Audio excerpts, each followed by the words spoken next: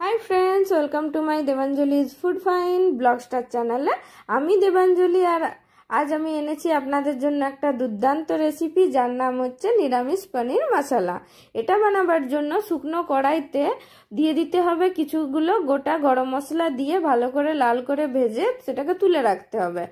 সেই কড়াইতে দিয়ে দিতে হবে অল্প পরিমাণ তেল আর দিয়ে দিতে হবে চারমগজ আর কাজু, এই দুটোকে ভালো করে লাল করে ভেজে তুলে রাখতে হবে মিক্সার গ্রাইন্ডারে। এরপরে ওগুলোকে ভালো করে মিক্সিতে জল ছাড়া পেস্ট করে নিতে হবে, কোনো রকম জলের ব্যবহার কিন্তু করা চলবে না।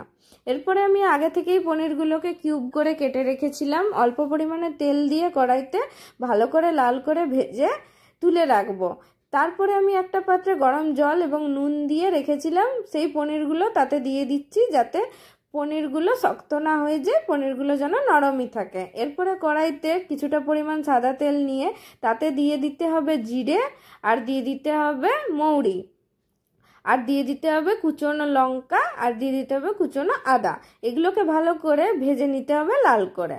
সেই তেলেই দিয়ে দিতে হবে জিরে গুঁড়ো আর 2 চামচ দিয়ে দিতে হবে লঙ্কার গুঁড়ো, কাশ্মীরি লঙ্কা।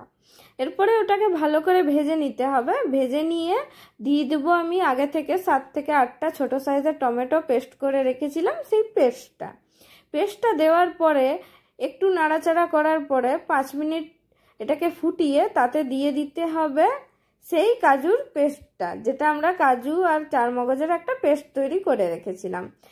ভালো করে নাড়াচাড়া করার পরে দিয়ে দিতে হবে স্বাদ মতন লবণ আর স্বাদ মতন চিনি। আমি ওটা দেখাতে পারছি না কারণ আমার ওই সময় ভিডিওটা অফ ছিল, তাই রেকর্ড করা হয়নি। যখন এটা বেশ টাইট হয়ে আসবে আর তেল ছেড়ে দেবে তখন দিয়ে দিতে হবে জল দেওয়ার পরে এখানে পনিরগুলো ছেড়ে দিতে হবে। 10 থেকে 15 মিনিট ফোটানোর পরেই দিয়ে দিতে হবে কস্তুরি মেথি পাতা। এরপরে এটাকে 2 মিনিট ফুটিয়ে নিলেই আমাদের রেসিপি একদম রেডি পরিবেশন করার জন্য। আজকের রেসিপিটা যদি আপনাদের ভালো লেগে থাকে তাহলে অবশ্যই বাড়িতে ট্রাই করবেন আর আমাকে কমেন্ট বক্সে এসে জানাবেন কেমন হয়েছিল।